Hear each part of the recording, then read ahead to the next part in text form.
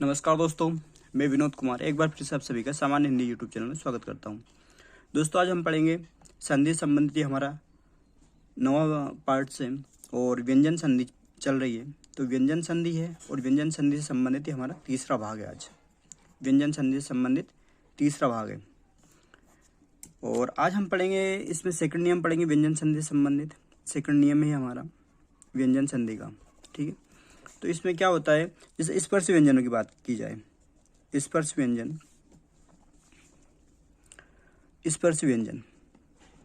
स्पर्श व्यंजनों में जैसे जो वर्णमाला है, तो वर्णमाला में जैसे का है का वर्ग का, फिर चा है चा वर्ग का, टा है ता है और पा है, ये स्पर्श व्यंजन है। ठीक है, स्पर्श व्यंजन कहाँ तक, का खा गा घा और पा से लगाकर मा तक।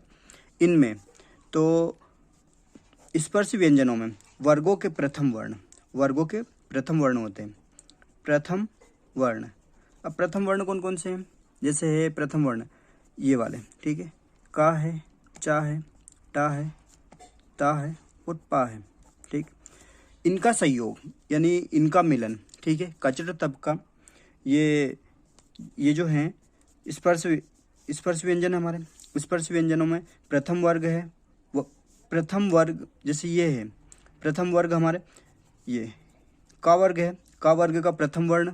ठीक है, का वर्ग का प्रथम वर्ण, ये जो लाइन है हमारी प्रथम वर्ण की है। आप लोगों ने यदि वर्णमाला का वीडियो नहीं देखा है तो वर्णमाला देखिए, उसमें क्लियर करके बताया गया है किस तरह से।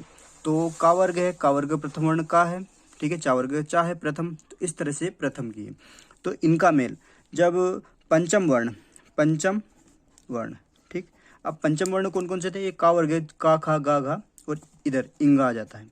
ठीक है, इंगा है और चा में है इया है और टा वर्ग में है अणा, ता वर्ग में है ना और पा वर्ग में माँ। ठीक है, तो जब पंचम वर्ण की बात कर रहे हैं तो पंचम वर्ण इंगा इया अणा ना और माँ से हो। ठीक है, इनसे हो, किसका, कचट तब का मेल, इनमें हलंत और इसमें हलंत नहीं होगा। तो जब कचट तब का मेल इंगा इया अणा ना माँ से हो, ठीक है, माँ से मेल हो तो कचट तप क्रमशः पंचम वर्ण में उसी वर्ग के, जैसा कीजिए, उसी वर्ग के पंचम वर्ण में बदल जाता है। ठीक है, किस तरह से, जैसे का है तो का की बात की जाए तो का हो जाएगा इंगा। ठीक है, हलंत रूप में इंगा हो जाएगा। चा है, चा जो हो जाएगा, लेकिन ये हलंत रूप में, ठीक, ये हलंत रूप में नहीं है। चा है, चा इया में हो जाएगा। ठीक है, टा है, टा अणा में हो जाएगा। ता है, ता जो है हमारा ना में हो जाएगा हलंत रूप में, और पा है मारू। ठीक है, इस तरह से ये चेंज हो जाएगा। तो आप लोगों को यहाँ से इतनी चीज़ें क्लियर हो गई होंगी, ऐसा करता हूँ। फिर उसके बाद हम बात करते हैं अब जैसे कि कचट तप का मेल, कचट तप का मेल, ये अनुनासिक, ये ना और माँ, केवल इन दोनों की बात करें। ठीक है, ना केवल कर लेना यहाँ पे, केवल ना और माँ से, लेकिन यहाँ पर 5 की बात हो रही। तो हिंदी में होता क्या है, ये बात बहुत इंपॉर्टेंट है, महत्वपूर्ण है व्याकरणिक कोटि के अनुरूप, क्योंकि यहाँ पर इंगा है हिंदी के अनुरूप, इंगा है इया है और अणा है, ये हमारे 3 वर्ण हैं। ठीक है, इन 3 वर्णों में होता क्या है कि इन हिंदी में कोई भी शब्द शुरू नहीं होता, कोई भी शब्द शुरू नहीं होता है। ठीक है, लेकिन ना और माँ, ना से नाम होता है, माँ से माता होता है। ठीक है, तो इस तरह से इसमें तो हो सकता है, ना से नाम हो गया, माँ से माता हो गया, और लोगों के नाम भी है, ममता है और ना से नगीना है। तो इस तरह से बहुत सारे नाम भी हो सकते हैं यहाँ पर, लेकिन इन दोनों की बात कर रहे हैं। तो इंगा इया ओणा, इनमें हिंदी की बात करें तो हिंदी में कोई भी शब्द शुरू नहीं होता है, ध्यान रखिए। तो इसलिए हमने यहाँ पर कचट तब का मेल यदि ना और माँ से हो, ठीक है, ना और माँ से हो, तो ये जहाँ पर लिखा है का हो जाएगा हमारा उसी वर्ग के। फिर बात है उसी वर्ग के पंचम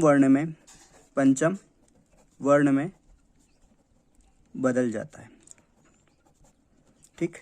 तो इतनी बातें यहाँ से क्लियर हो जाती है, क्योंकि हिंदी वर्णमाला में हिंदी के जो हमारी व्याकरण है, हिंदी व्याकरण में होता क्या है कि इंगा या अणा, इन तीनों से कोई सा भी शब्द शुरू नहीं होता है, क्योंकि शुरुआत की बात कर लिया। जैसे ये है, किसी का नाम अण हो सकता है क्या? नहीं हो सकता है।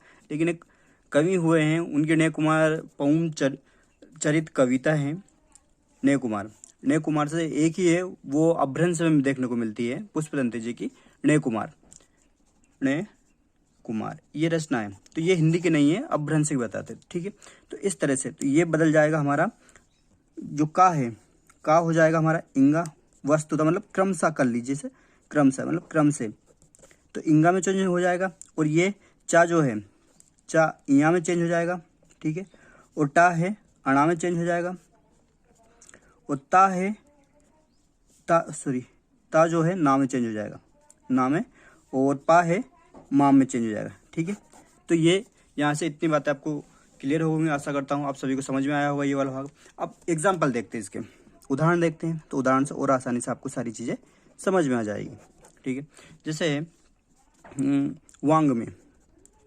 वांग में, अब इसका संधि विच्छेद करेंगे हम, तो वाक प्लस मई, ठीक है, वाक प्लस मई।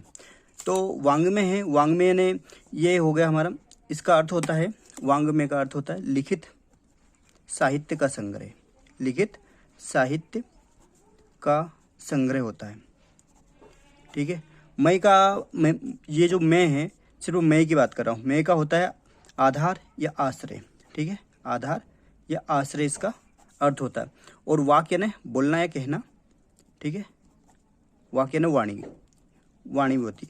तो वाक प्लस में ये वाह है, वाह के बाद में हमने कहा था यदि ये जो प्रथम शब्द है, तो प्रथम शब्द का अंतिम वर्ण कचट तप हो तो यहाँ पर का है, और फिर उसके बाद में यदि ना या माँ हो तो यहाँ पर माँ है। तो ये दोनों यदि का है और फिर माँ आ जाए या फिर ना आ जाए, तो वो ये का किस में चेंज हो जाएगा, इंगा में चेंज होगा। तो यहाँ पर वही तो है इंगा, वांग में, ठीक। तो इसका अर्थ होता है वांग में का लिखित साहित्य का संग्रह, ठीक है। अब दूसरा एग्जाम्पल देखते हैं यहाँ पर, जैसे वांग मुख, ठीक।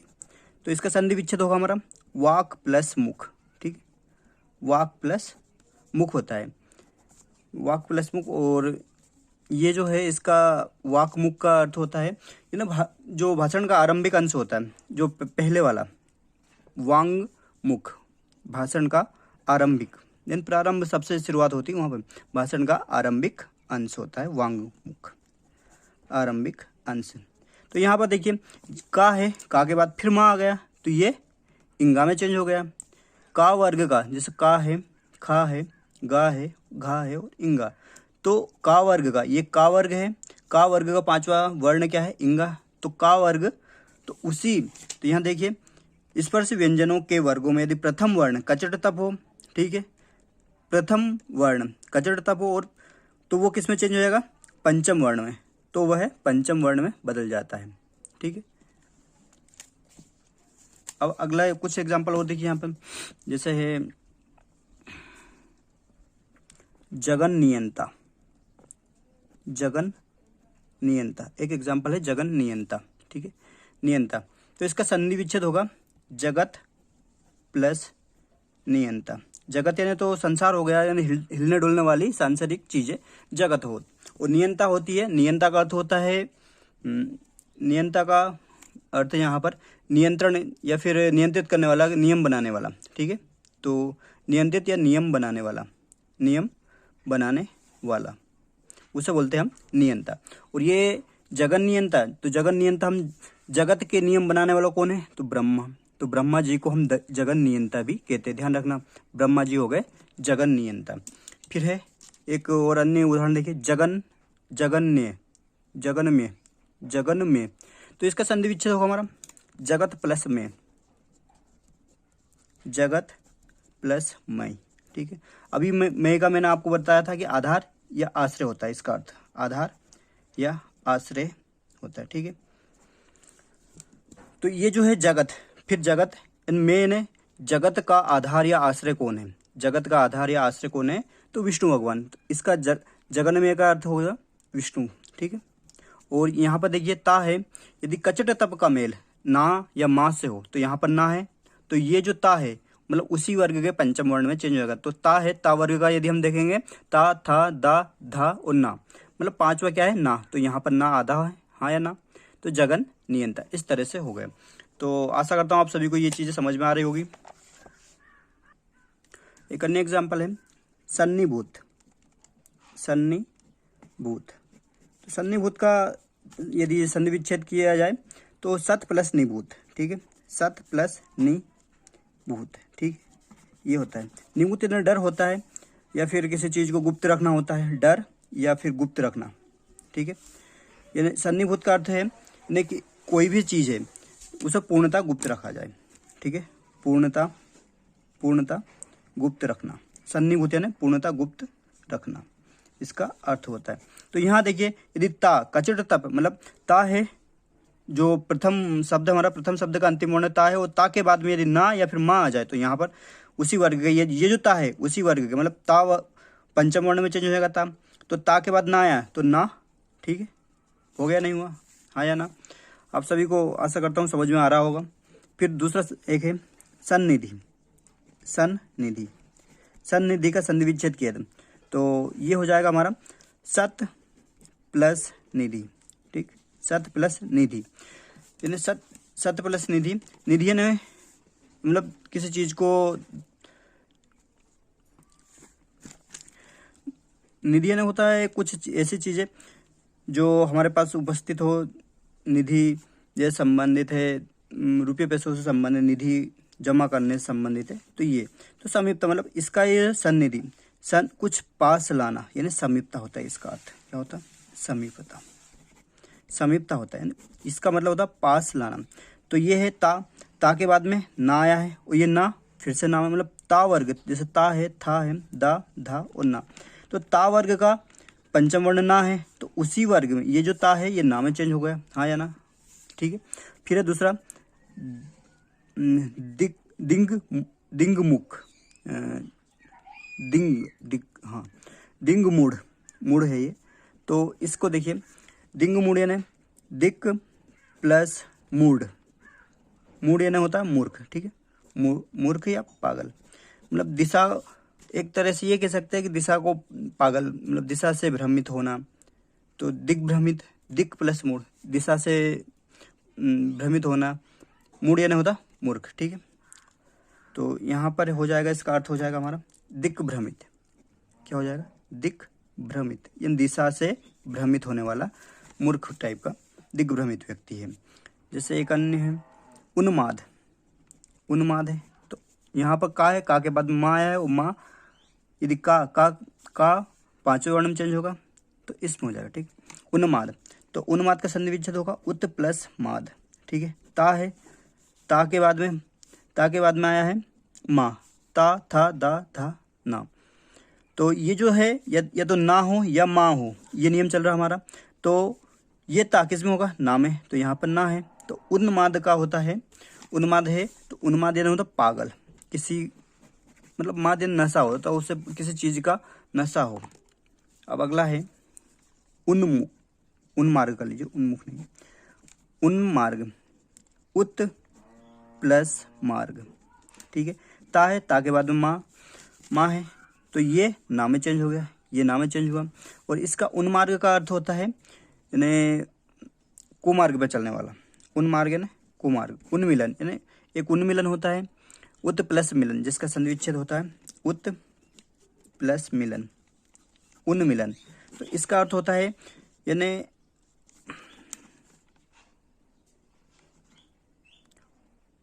उन्मिलन, ठीक है, उन्मिलन। एक होता है उन्मूलन, उत प्लस मूलन, ये संधि विच्छेद है कुछ, मतलब जड़ से उसका नाश करना, उन्मूलन कहलाता है। जड़ से किसी चीज का नाश करना उन्मूलन कहलाता है। और अन्य उदाहरण देख लीजिए, इसे शरण मुख या शरण मेघ, ठीक है। तो ये हो जाएगा शरद प्लस मुख, नहीं शरद कीजिए, शरद नहीं, वैसे शरद है। ये जो है ये एक नियम है, ठीक है। तो ये यहाँ पर संयोग कहेंगे, हम इसे संयोग कहेंगे। मैंने इसलिए इसे एग्जाम्पल में लिया है क्योंकि संयोग और संधि, एक होता है संयोग, एक होता है संधि।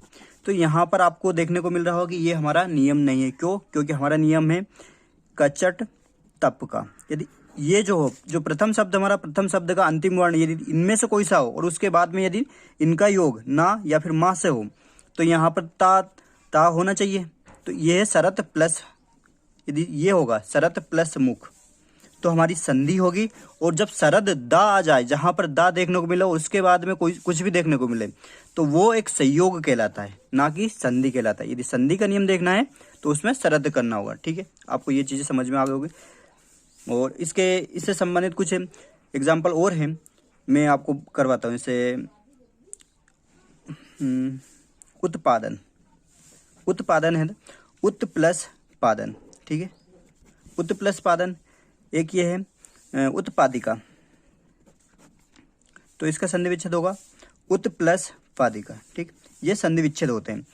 लेकिन यदि संयोग की बात की जाए तो जहां पर उद आ जाए और ये है, तो ये हमारा उत है। तो उत होता है जो हमारा संधि में प्रयोग होता है, उत संधि में प्रयोग होता है। लेकिन जहां पर उद आ जाए वो हमारा संधि में प्रयोग ना होकर संयोग में प्रयोग होता है, ठीक है। एक संयोग वैसे ये संधि नहीं है, संयोग है, ठीक है। ये बात ध्यान रखना आप सभी, क्योंकि यहाँ पर व्यक्ति भ्रमित हो जाता है कि ये भी उद भी है उत भी है। यदि संधि पूछेगा तो उत है, लेकिन कुछ शब्द ऐसे हैं जैसे उद्गम है, तो इसका हम उत प्लस गम नहीं करेंगे, यहाँ पर उद प्लस गम करेंगे, संधि विच्छेद उद प्लस गम, ठीक है। लेकिन उत प्लस गम भी होता है, कहीं कहीं देखने को ये मिलता है, उत प्लस गम, उद्गम। और एक अन्य है जैसे उद्भव, तो इसका संधि विच्छेद होगा उद प्लस भव, उद प्लस भव। और कहीं कहीं देखने को मिलता है उत प्लस भव। तो ये एक संयोग मात्र है। क्या है? एक संयोग मात्र है, ये संधि नहीं है। तो यहाँ से इतनी चीजें आप सभी को क्लियर हो गए होंगी, आशा करता हूँ, ठीक है।